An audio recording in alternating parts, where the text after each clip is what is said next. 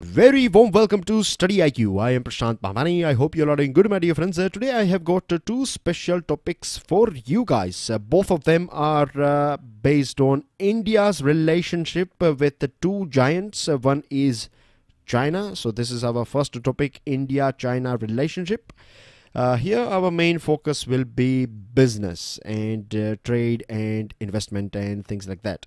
And then we have India and USA. Here our focus is more on defense and strategic side of geopolitics and things like that. So without wasting any further time, let's start our discussion on India-China bilateral relationship.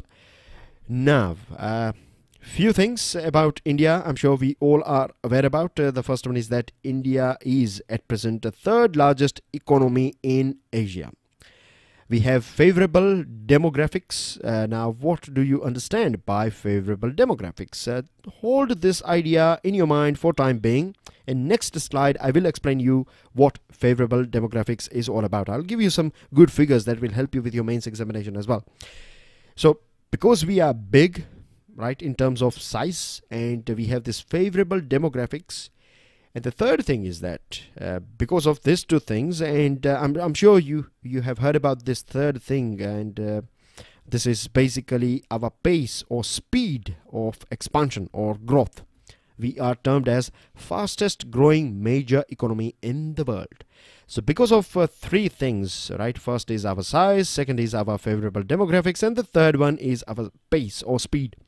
Because of these three things, we have attracted huge amount of FDI, that is foreign direct investment, and trade from various quarters, from various different countries, from various different blocks. And this is of course what we want at present, isn't it? And this is not just for Western countries, for France and Germany. It is a big opportunity for China as well, because China is a country that has this huge appetite. We use this term that Chinese pockets are very deep. That means they have huge money in their banks and with them, and they are ready to invest this money if they find an attractive market. And you have an attractive market right next to you, that is India. That is our country, isn't it? Because you can produce here. We have favorable demographics. Now this is a thing that I need to explain it to you before we move further, right? This is something that is hurting me. So let me take you through strengths of India. First one is demographic potential. The thing is, if we go through figures, then we find that 18% of working population, we are not talking about total population of the world, and India's share is 17%. But when we talk about the working population, then if, say for example, if you have 100 people in the entire world who are in this working population group, then 18 will be from India. So this is a big potential, that you have manpower available, that you can recruit, and then you can produce services or, these products and other things. Nearly half of our population is under 25, nearly half under 25. Now, what is the nature of a population that is under 25? Most of you will be under 25, and if you analyze your own life, you will find that you need a new mobile phone. You would love to change mobile phones after every new model coming out. Then you would need cars or motorcycles. Then you need clothes for various different seasons, and other things, food as well, variety, and I can go on and on. So basically what I'm trying to say here is that the most you can say spending a population that is ready to spend money on new items and new things, we have it in our country. That is under this young and fresh, hot-blooded population under 25. If you talk about middle class, then by 2025, right, 550 million people of our country will be under the category of middle class. Now, middle class as well has a certain way of life. They have fixed income coming in every month, and they have a reasonably fixed expense as well. So the money flow, if you have you will not see a big jump every month, but you can say that when you have a big population of middle class, then market will relatively stay steady. You won't find these ups and downs. It will be a sort of steady market. So this conditions are, perfect for any country to invest in our country. So here we can urge as well, if we share this link with, or if we share this slide with Chinese delegates, then they can, of course, they know this thing. I'm just kidding. Anyways, so coming back to this topic, so what so far we have seen is that there is, strengths of India are something that China is looking for. And if we go through strengths of China, then we find that a vast forex reserve, that means deep pockets. China is very good in infrastructure and construction industry. We know, I'm sure we all have seen their cities on various TV and other programs. So they are very quick as well. They use latest technologies and other things, no doubt. Comparison, when we compare China and their way of working, particularly in infrastructure and construction, then we can safely say that we are far behind them. So we are developing our cities, and we need investment as well as we need technologies and other things. So this is something that China can, invest here. And it's not that China will be doing this thing for charity, not at all. It will create jobs for Chinese companies as well. It will create profits for China and Chinese company. So it's going to be a win-win thing. We don't have that much money because whatever money we have to spend it for our poor people. We see floods taking place in our country, and then we have this education, and so many things are going on, isn't it? So if someone can invest money now, right, and if we can make more money out of this sort of infrastructure and construction activities or connectivity and other things, then it's going to be win-win for both of us. So basically we have big room of investment and trade between each other. And recently, it's not that Chinese companies are only, it's not a one-way street. It is not that just Chinese companies are investing in India. Our companies have heavily invested in China as well. We have just launched second IT corridor. Now, China is very good in software, but when it comes to, beg your pardon, in hardware, but when it comes to software, India is, an expert in software market. So we can merge here. You can marry this hardware with software, and together we can create so many products. You can produce things under Make in India in our country. As far as bilateral trade figures are concerned, $84.44 billion in 2017. But if we compare the same figure with 2016, then it was 20% less. So just in 1 year, we have increased bilateral trade up to 84.44. That is 20% more than what it used to be in 2016.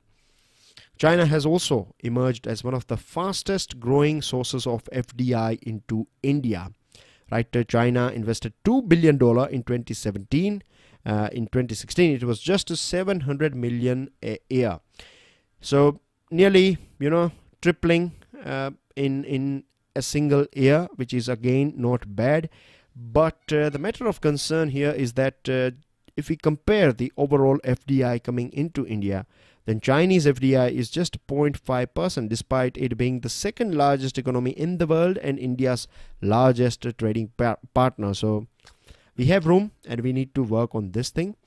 Chinese companies are investing and thriving in India. There are so many Chinese companies, they are now household names in our country. As far as smart cities are concerned, cleaning air is concerned, cleaning rivers and other things are concerned, China has worked in this sector. China too was affected by heavy pollution, but now they have, set up so many things, so many technologies, and so we can leverage this sort of things from China. This will help us. The mistakes that are made by China, we can avoid this by having this late starters advantage. As far as smartphone production is concerned, that 51% of market share in our country is occupied by Chinese companies, and both countries need, now need to focus on leveraging this inherent synergies that we have. And we can, this basically this engagement between Chinese government and Indian government, discussions at every different level. We are discussing with each other, interacting with each other, and because of these things, we have seen this rise in this investment and trade and all these things, and we need to take it to a new level. So we need to get rid of this nature or attitude of competition, rather than we should try to adopt this attitude of collaboration. But this, dear friends, on 5th September, up to 50% discount will be provided to you on all our pen drive and tablet courses. To find out more about it, check out StudyIQ.com. It's a Teachers Day special sale, so it's going to last for 1 day only, so make the most out of it. With this, dear friends, if you want to download the PDF of today's lecture, get it from my Facebook page and Twitter handle. Now, second topic is about India and USA. 2+2. It's a new way of interacting with each other. This is going to be, the first high-level India-USA dialogue. When I say high level, I mean to say that under Trump administration, this is going to be the first big interaction. Now, what 2+2 is all about? 2+2 means you have one defense minister from India, one foreign minister from India, and their counterparts. So two ministers, one foreign minister of USA and foreign minister of, defense minister of USA. So together, these four ministers, two from each side, will interact with each other on September, that is 6th September 2018 in New Delhi. Now, what we need is, first of all, we need to have absolute clarity in this relationship. We need to exchange all those potholes that we find on the road. We need to exchange all those curves and dead ends and other things that we have in this relationship, and the more clarity we have, the better it is going to be for both of us. Recently, USA came out with this CAATSA, and CAATSA is basically that if you trade with an enemy of USA, then USA can impose sanctions on your country. So basically, under CAATSA, USA is trying to target Russia and Iran. Now, as far as our defense capabilities and defense necessities are concerned, Russia plays a very important role in providing us weapons and other important items. So it's not going to be that easy for us to follow what USA is saying. In fact, recently, there was a big protest in the sense between both the nations. We started lobbying them, explaining our position and other things. And the good news that we heard last time on this thing was that USA's Congress has granted India a waiver from the catch-all Russia sanctions law. So this is a good thing. Now we need to, make it absolutely clear between both of us that it's not that we are going to use these weapons against USA. That is not going to happen, right? Because we don't have that sort of relationship with USA, that we purchase items from Russia and then we throw it on USA. No, that's not going to happen. So USA needs to understand this thing, and we have to convince them on this thing. The other thing is good news again, is that our status has been elevated to Strategic Trade Authorization 1. It's a sort of category that is given to, NATO countries only, and NATO countries means when they have this authorization 1 sort of category, the biggest benefit that they have, or biggest benefit we will have after, elevation to this status, is that we will get access to all those important technologies of USA. So this is again a big positive sign in relationship. Now, as far as India is concerned, many a times we have heard this thing that defense minister, that is James Mattis, and now defense secretary or minister. In USA, they don't use this term minister, they say secretary. So defense secretary James Mattis and secretary of state, that is foreign minister of USA, Mike Pompeo, together they have highlighted many a times that India is a very important country as far as maintaining peace and world order is concerned.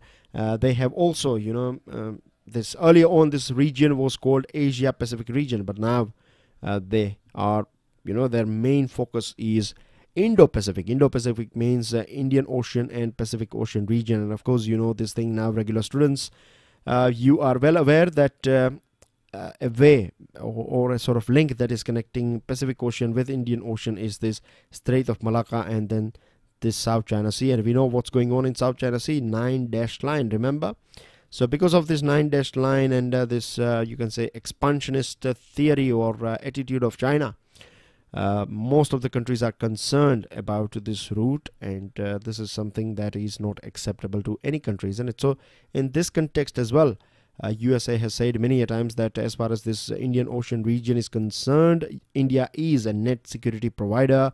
India is a major defense partner of USA. Now, what major defense partner is all about?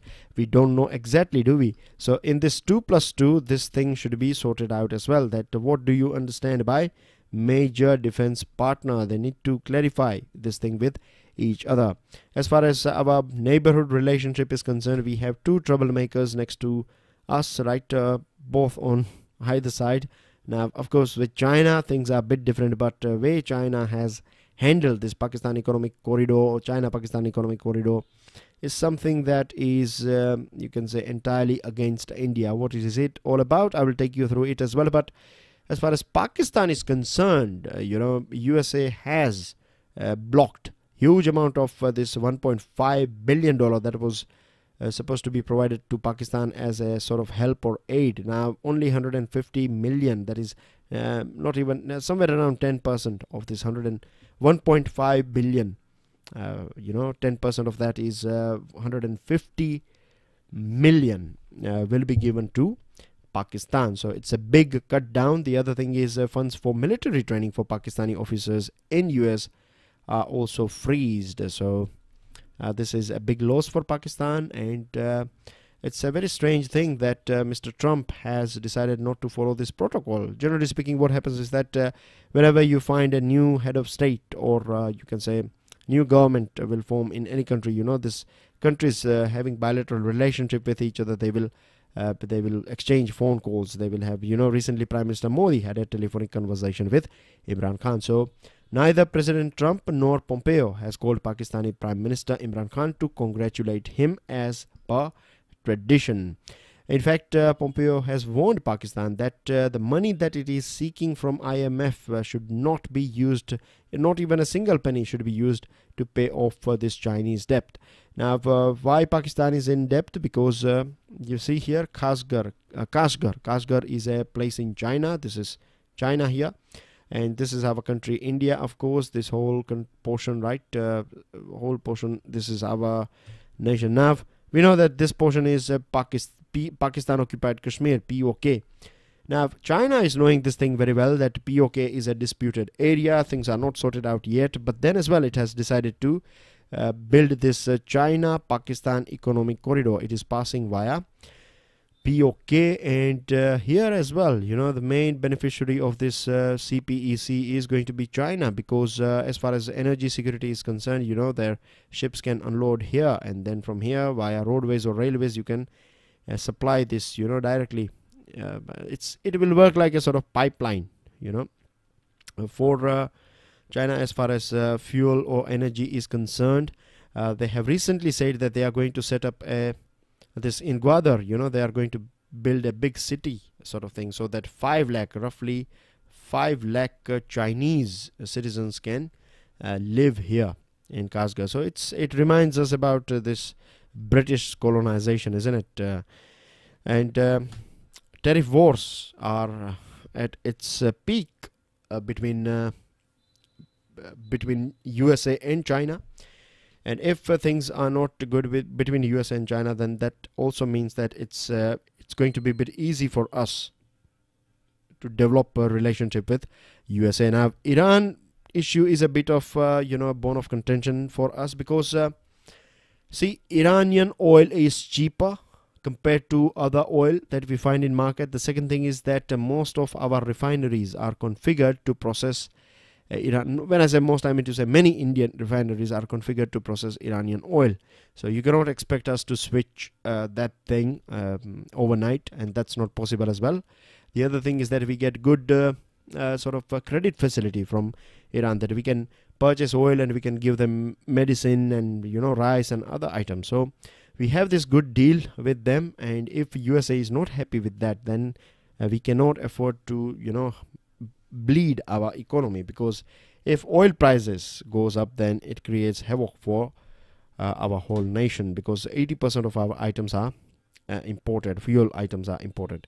India will raise the H-1B visa issue as well. We need frank discussion on short-term, medium-term and long-term goals.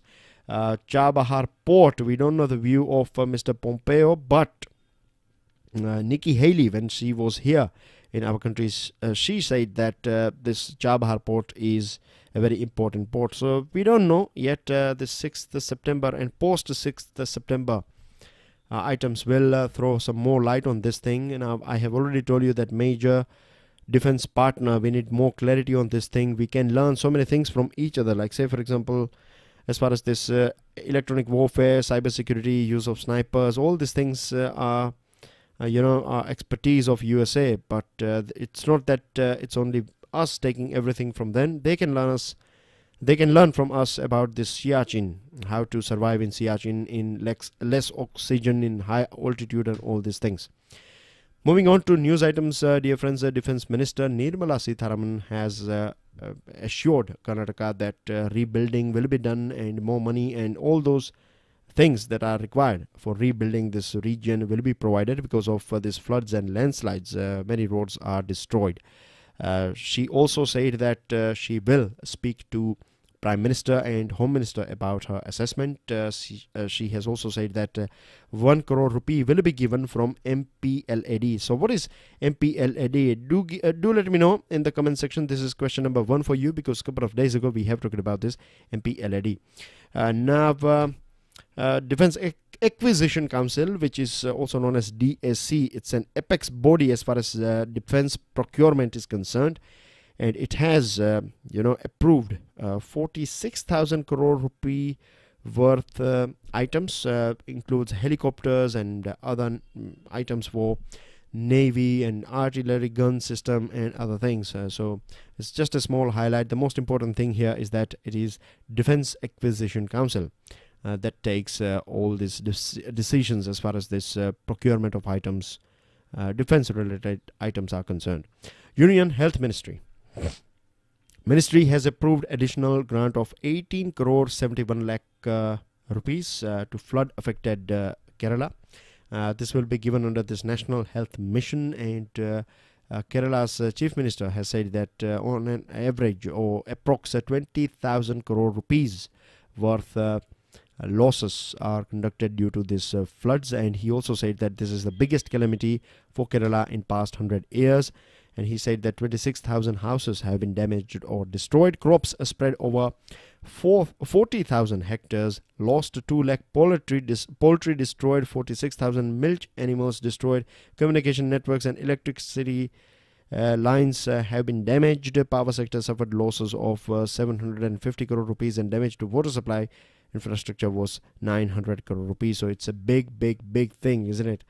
Housing and Urban Affairs Ministry has got a small figure but important figure for us, that under this Pradhan Mantri Awas Yojana Urban, 112,000 more affordable houses will be created for poor people. And here you can see distribution of houses, like Andhra Pradesh is going to get 37,000, Haryana's 19, Madhya Pradesh 18, Maharashtra 21, Chhattisgarh 10, Karnataka 8, Jammu and Kashmir 4,000. Right, all these figures are in thousand, and only here Arunachal Pradesh is going to get only 188 houses. It's not 1,000, just 188 houses under this Pradhan Mantri Awas Yojana. Moving on to another item, dear friends, Prime Minister Narendra Modi will visit Nepal to attend this 2-day BIMSTEC summit. BIMSTEC, give me the full form of BIMSTEC. This is question number 2 for you. And let me give you a background of BIMSTEC. You have Bangladesh, Bhutan, India, Myanmar, Nepal, Sri Lanka and Thailand. These are 7 countries that form this BIMSTEC. 2 countries out of it, that is Nepal and Bhutan, are landlocked countries. Other countries, they do share their borders with Bay of Bengal. Apart from that, these countries, this BIMSTEC group can work as a bridge between SAARC, SAARC, and ASEAN, that is Association of Southeast Asian Nation. The thing is, you find see 1, 2, 3, 4 and 5 countries of BIMSTEC are part of this SARC group, and then you have 2, Myanmar and Thailand. These 2 are part of ASEAN. So in this way, BIMSTEC can work as a bridge between ASEAN and SARC. And last item, dear friends, the last item is that here you can see that Ghaghara River, right, is originating from Tibet. It enters Nepal, and then it enters India, and finally it emerges with this Ganga here. The reason why it is in news is because of too heavy rainfall. Ghaghara has gone wild, and nearly 2 lakh people have been affected because of this flood in this Ghaghara River. So that's everything in today's discussion, dear friends. I'm sure you have learned many things from today's discussion. Please make sure that you share this lecture with other students, as you know that we are catching up we are finishing this backlog, and we are moving in a very good speed, I can say.